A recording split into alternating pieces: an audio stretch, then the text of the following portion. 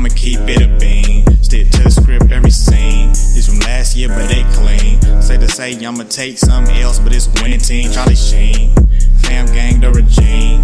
I'm from Piney Green. What's good, Shellitronnn here, the most smoke, no joke, and I'm back at it again with a brand new video, and I got a banger for today. An absolute banger. Today is the day before the 2019 Carolina Panthers training camp.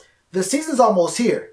The season is almost here. It's the very end of July. We have preseason games coming up in the middle of August, and our very first game of the 2019 campaign is against the Rams in September. We're almost there. It's about like a month and a half away, but it feels a lot closer knowing we're going to training camp than it has in a very, very long time. And today, I'll be getting into the top 5 things. The top 5 things to pay attention to going to training camp. Now, later on tonight, I might have some late night uploads going over specific position battles, going over guys that you really should watch for, and other guys maybe who aren't like in the top 5 things to look out for, and other positions, other configurations, maybe even defensive schemes to pay attention to during the training camp sessions that are very important and do deserve to have some detail gone into. So keep an eye out for that later on tonight, like, I don't know, maybe like 11 midnight, who knows. If you're up, you can watch them. You can watch them in the morning, whenever. But training camp is starting tomorrow. So, without any further ado, let's get right into it. My number 5 thing to pay attention to during training camp is the running back position battle. Now look, we all understand that it's going to be Christian McCaffrey starting for the team. There is not a single bit of competition there at all. But this is a year, right after the year we had a backup running back who was talented, who pretty much got put in the doghouse, got blacklisted after he had a tip pass that got intercepted. Was that in that wasn't the Falcons game. What game was that where C.J. Anderson tipped that pass? And you really didn't see very much of him after that. He did have some pretty good looks before that. He had some decent runs. Actually more impressive catches than his actual runs. But the point is, this upcoming season, we will see our backup running backs featured. A lot more than we did last year. Even Cap, when we got rid of C.J. Anderson, Cap did not get very many touches. I do not see that happening again this year. We have guys who can be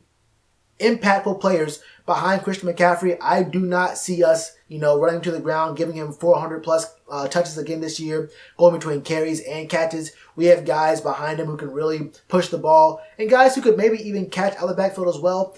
But we're looking at guys like Cameron Artis-Payne. Will he get his shot this year? He's kind of older. He's on a 1-year deal. We've been talking about him getting an opportunity for a while now, and he has not gotten an opportunity. We have a guy we drafted, Jordan Scarlett, 5th round, a real bruiser kind of back, a guy who's going to lower his shoulder every single time, get through that contact. He doesn't really have many moves, many like spin moves or like a juke move or whatever. But he is pretty agile still for a bruising back, for a guy who's going to be a bowling ball kind of guy. I really do like Jordan Scarlett a lot. And then obviously, Elijah Holyfield, a guy who was not drafted. It could be because he really only had 1 year of actual production when he was at Georgia, and it is kind of hard to project, 1 year wonder, or does he have a lot of skill, the right parts to be great in the NFL? I think whether or not you believe he's going to be great, he probably should have been drafted. I'm kind of confused why he wasn't drafted, honestly. That was a very, very weird thing for me. Then you get to Elijah Hood. He is kind of like a fan favorite in a way, but I'm not going to lie to you. I don't really know exactly what his skill set is. He got a few looks before, but I didn't really see all that much out of him. Just playing against, the 3rd and 4th stringers in the preseason, I don't see him getting a roster spot over Jordan Scarlett and Elijah Holyfield. There's going to only be 3 running backs on the roster this year. I don't see us carrying 4 because we're going to have Alex Arma playing fullback as well. And then there's Reggie Bondafon, which I know both these guys, a lot of fan favorites in the back end of this running back class. But it's going to be really intriguing to see just if Reggie and Elijah Hood can, make a move and steal one of these spots from Jordan Scarlett or Elijah Holyfield, because it's going to be a really, really heated battle there. And we're going to be looking at not just like skill, but also scheming. Seeing if we want a guy who can, do the same things as Christian McCaffrey, or change of pace kind of back who does the opposite of what Christian does. So we'll have to see how that goes for us. But like I said, that's the 5th most important thing to look forward to. Number 4 is a very easy one for me.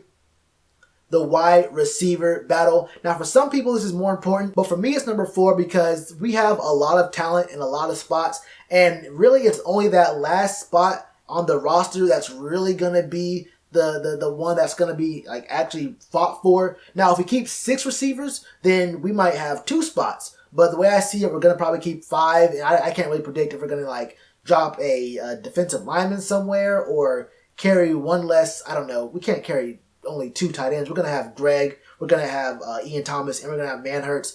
I don't know what position we have to drop one player in to maintain 6 receivers on the active roster, but we already know that DJ Moore's on the roster, Jarius Wright's on the roster, we know that Curtis Sims on the roster, and we can pretty much assume that Torrey Smith is making the team, right?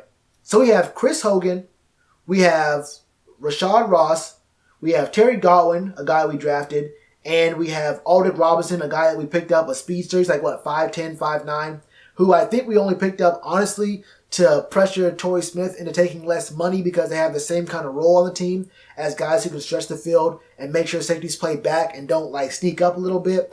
So in a few ways, I feel like maybe Aldrick Robinson is kind of off the team already, but we have to look at how it goes, and we can see how the training camp sessions actually work out. But for those 1 or maybe even 2 spots, I mean, Chris Hogan is a guy who's proven himself. He's a really good slot receiver who can play outside sometimes. Really good with his slants. He can also get past you in a few of those deeper routes. I don't really see him being like used all that much, but he's a guy who can really make some moves there. I won't be going over the obvious names, the first 4 names. I'm not going to do that. You all know DJ Moore, Curtis Samuel, Jarius Wright, and I'll even keep Torrey Smith on that list as well. But you're looking at a guy like Terry Godwin, who is obviously talented. I feel like when I mentioned this when he got drafted in my other videos going over the draft and whatnot, people took me saying that I don't think he'll make the team as me calling him a bad player or not a good receiver or not NFL ready as a talent. That is not even close to what I was thinking or what I was saying about Terry Godwin. I think Terry Godwin is a good talent. I just think that his skill set, what he does, what he brings to the team, is already covered by at least 3 other guys on the roster.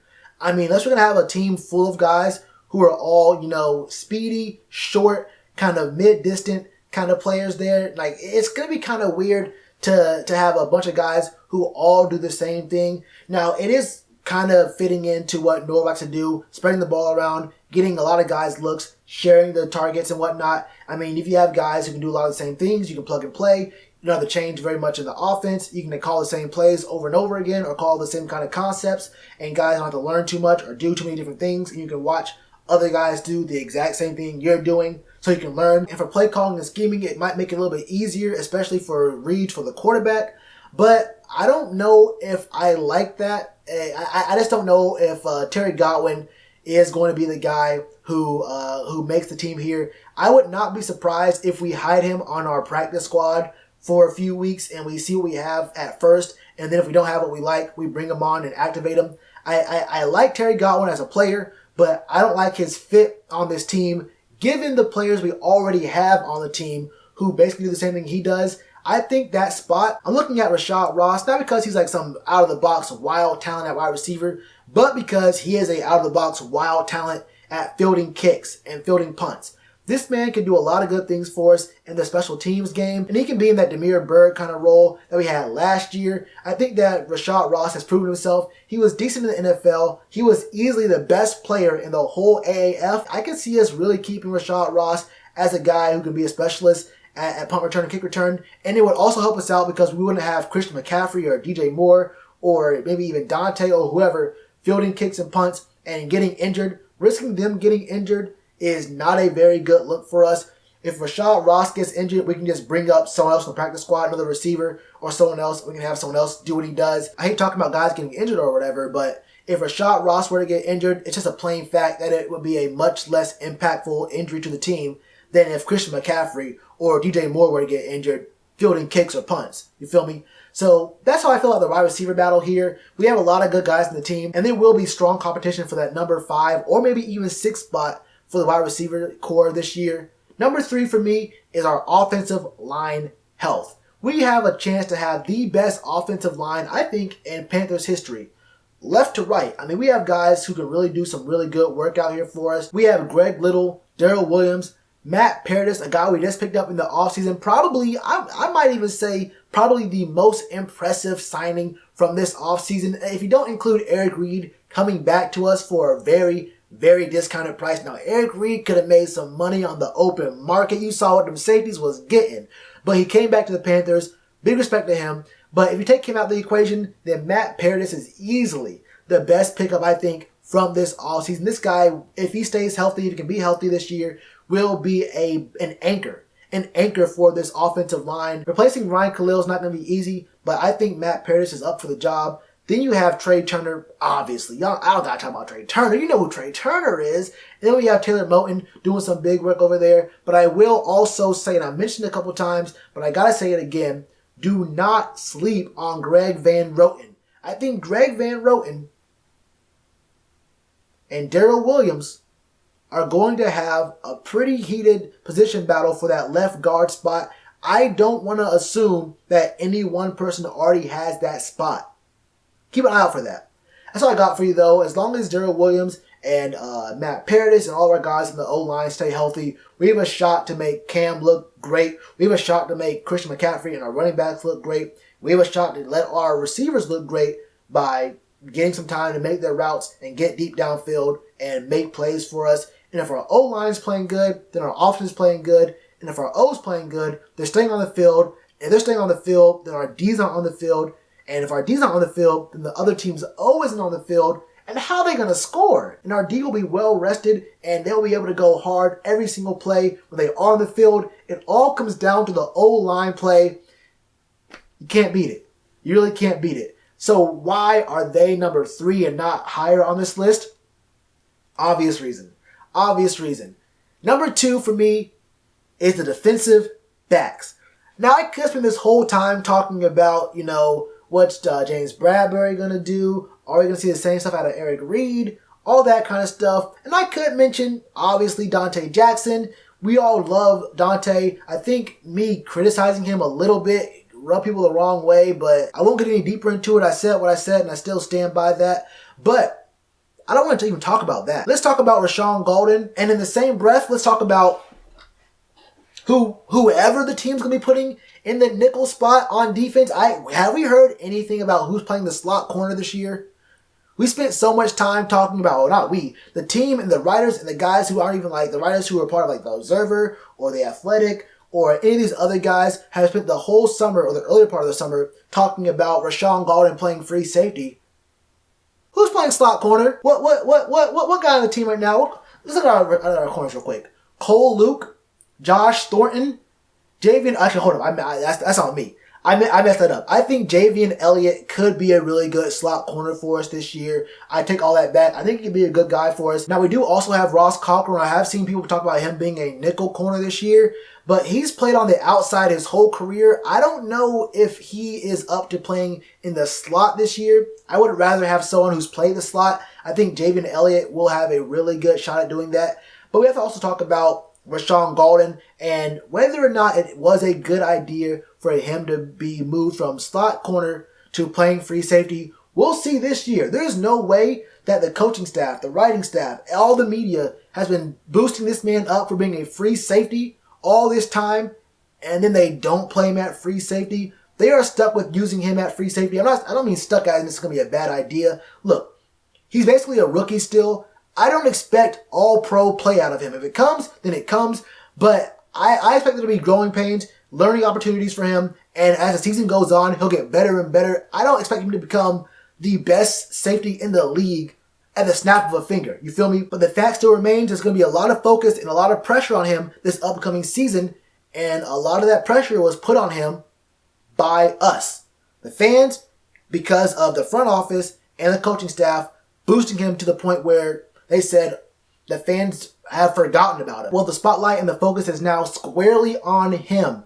So we're going to see just how good he is. But I do believe in this Ron Rivera system with the attacking defense we're going to have this upcoming season, throwing multiple looks at defenses 4-3, 3-4, nickel, and even 3-3-5. Do not be surprised if you see some 3-3-5 this year. And remember, I was the first one to mention 3-3-5 this year. There was not a single media member or writer who mentioned 3-3-5 before I made that video on it. Just keep that little detail in mind when you start seeing 3-3-5 consistently in the 2019 campaign. But either way, the point I'm trying to make here is that there's going to be a lot of focus on this secondary this upcoming season, because not just focusing on Rashad Godwin or the slot corner, the secondary as a whole last year was ranked 21st. We got to do better.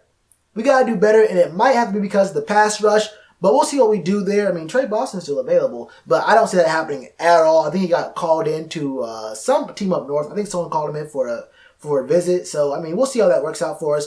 But easily, the number 2 thing for me, for you guys to watch during training camp, are the defensive backs.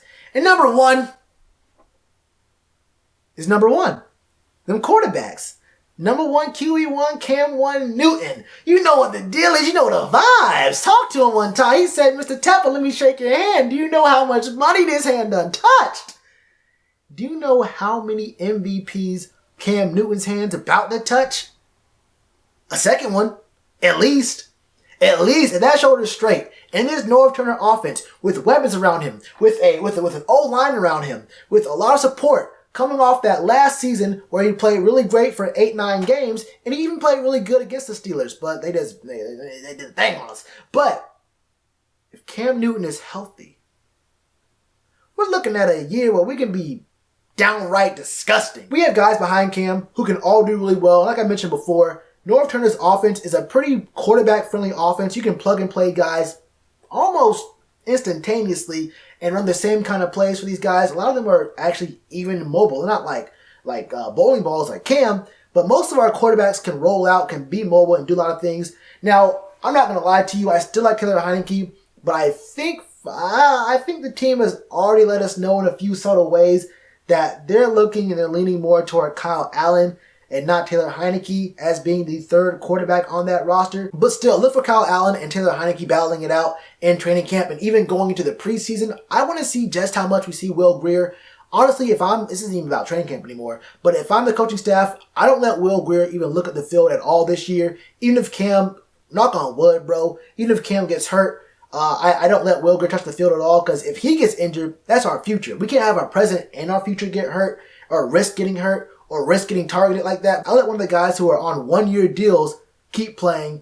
Let Will Grier learn some more in that first year, and then we can go from there. But I do not anticipate that happening. I believe in Cam 1 Newton. He's going to be the real deal this year, man. That's all I got for you, though. Number 5 was the running backs. Number 4 was the receivers. Number 3 was the O-line health. Number 2, defensive backs. Number 1, you already know what it is, bro. What are your thoughts? What do you think are the top 5 things to look forward to for training camp? Will you be at training camp? Will I be at training camp? Let me know all your thoughts in the comments below. Hit that subscribe button. Hit that bell icon. There's going to be some small changes coming up, but we'll get there when we get there. But one thing that won't ever change is you already know to do that like button. Cheers to you, appreciate the chance. Been told y'all I been the man. Been told y'all I had the gift. Tell a friend to tell a friend. Real ones gonna recommend. Count this as another win.